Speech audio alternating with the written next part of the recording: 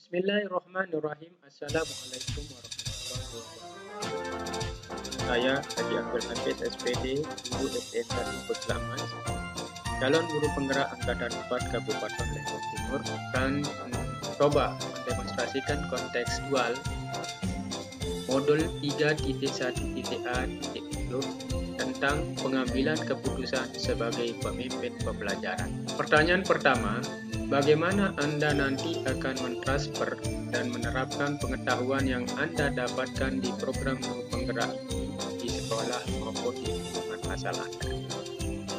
Yang pertama, saya akan menyusun rencana program guru penggerak yang dilaksanakan di sekolah. Yang kedua, saya akan mengkomunikasikan dengan kepala sekolah untuk menyampaikan program-program yang sudah saya susun. Yang ketiga, saya akan membagikan apa yang sudah saya dapatkan pada program guru penggerak ini di komunitas praktisi di sekolah saya sebagai kegiatan pengimbasan kepada rekan-rekan guru. Yang keempat, saya akan mengajak teman sejawat untuk berkolaborasi dalam menerapkan prinsip-prinsip pengambilan keputusan yang efektif sesuai apa yang sudah saya pelajari di modul 3.1. Ketika saya berada dalam situasi dilema etika maupun rujukan moral yang saya alami, maka dalam mengambil keputusan harus berdasarkan pada keempat paradigma dilema etika. Ketiga prinsip dilema etika dan 9 langkah pengambilan dan pengujian keputusan. Soal kedua, apakah langkah-langkah awal yang akan Anda lakukan untuk memulai mengambil keputusan berdasarkan pemimpin pembelajaran?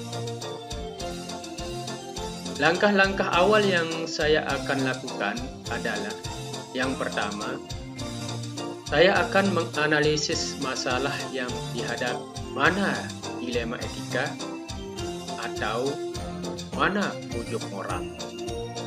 Yang kedua, saya akan menentukan paradigma yang ada pada permasalahan tersebut.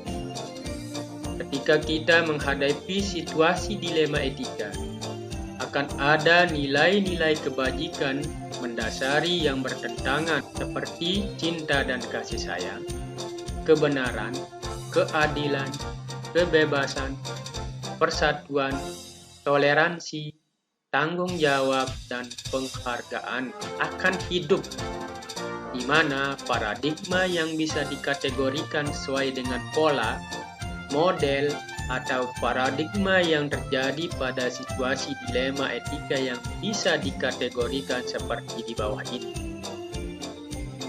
yaitu individu lawan masyarakat atau individual versus community. Kemudian, rasa keadilan lawan rasa kasihan atau disebut dengan justice versus mercy. Kebenaran lawan kesetiaan yang sering disebut dengan trust versus loyalty. Dan yang terakhir, jangka pendek lawan jangka panjang, short term versus long term. Yang ketiga, menentukan prinsip yang akan digunakan dalam pengambilan keputusan. Prinsip-prinsip yang dimaksud yaitu A. Prinsip berpikir berbasis hasil (end-based thinking). B. Prinsip berpikir berbasis rasa peduli (care-based thinking). Dan prinsip berpikir berbasis peraturan rule-based thinking. Yang keempat, menguji keputusan yang diambil melalui 9 langkah pengambilan dan pengujian keputusan. Langkah-langkahnya adalah sebagai berikut. A. Menentukan nilai-nilai yang bertentangan pada permasalahan yang sedang dihadapi. B. Menentukan siapa saja yang terlibat dalam situasi tersebut. C. Menentukan fakta-fakta yang relevan dalam situasi tersebut. D. Menguji benar lawan salah dalam situasi tersebut dengan melakukan uji legal, yaitu menentukan apakah ada aspek pelanggaran hukum di dalamnya. Kemudian melakukan uji regulasi, yaitu menentukan apakah ada pelanggaran peraturan atau kode etik profesi dalam kasus tersebut. Melakukan uji intuisi, yaitu menentukan apakah ada yang salah dalam situasi tersebut berdasarkan perasaan dan intuisi. Selanjutnya melakukan uji publikasi, yaitu menguji bila keputusan yang diambil dipublikasikan di hadapan orang. Selanjutnya melakukan uji panutan atau idola, yaitu menentukan keputusan apa yang akan diambil oleh panutan atau idola dalam situasi tersebut. E. Pengujian paradigma benar lawan benar. F. Melakukan prinsip resolusi. G. Investigasi opsi trilema. H. Buat keputusan. I. Lihat lagi keputusan dan refleksikan. Soalan ketiga. Mulai kapan Anda akan menerapkan langkah-langkah tersebut? Hari ini, besok, minggu depan, hari apa? Catat rencana Anda sehingga Anda tidak lupa. Sebagai seorang pemimpin pembelajaran, saya dalam menerapkan langkah-langkah pengambilan dan keputusan. Andai saya dihadapkan dalam situasi dilema etika yang memerlukan pengambilan keputusan yang mampu mengimbangi antara dua pihak dan dua opsi yang ada dengan pilihan yang tepat dan efektif, sehingga tidak merugikan salah satu dan membuat orang di lingkungan tempat kami tinggal merasa nyaman dan tenang.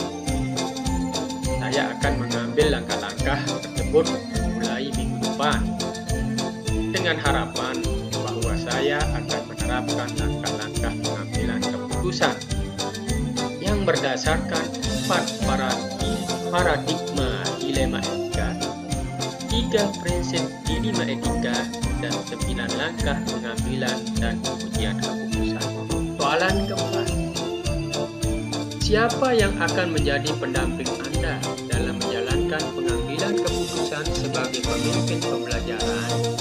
Seorang yang akan menjadi teman diskusi Anda untuk menentukan apakah langkah-langkah yang Anda ambil telah tepat atau efektif.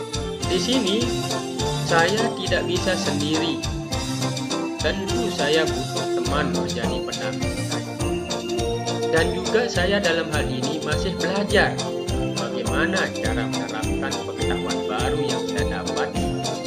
Juga masih harus terus berlatih dalam mengambil keputusan berdasarkan 4 paradigma dilema etika, 3 prinsip dilema etika, dan 9 langkah pengambilan dan pengujian keputusan.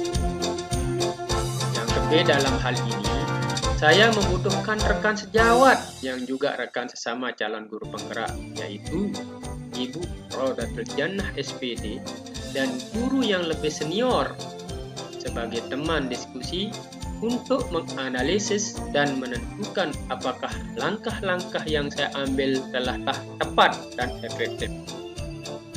Yang kecil, kemudian juga meminta dukungan dan bantuan moral dan motivasi dari kepala sekolah dan anggota praktisi yang ada di sekolah saya, di SDN 1 Pengklamas dan sekolah baru saya karena dimutasi per 31 Maret 2022 ke SDN 1 Rensing 4 Kecamatan Sakra Barat untuk berdiskusi dalam mengambil keputusan sebagai pemimpin pembelajaran.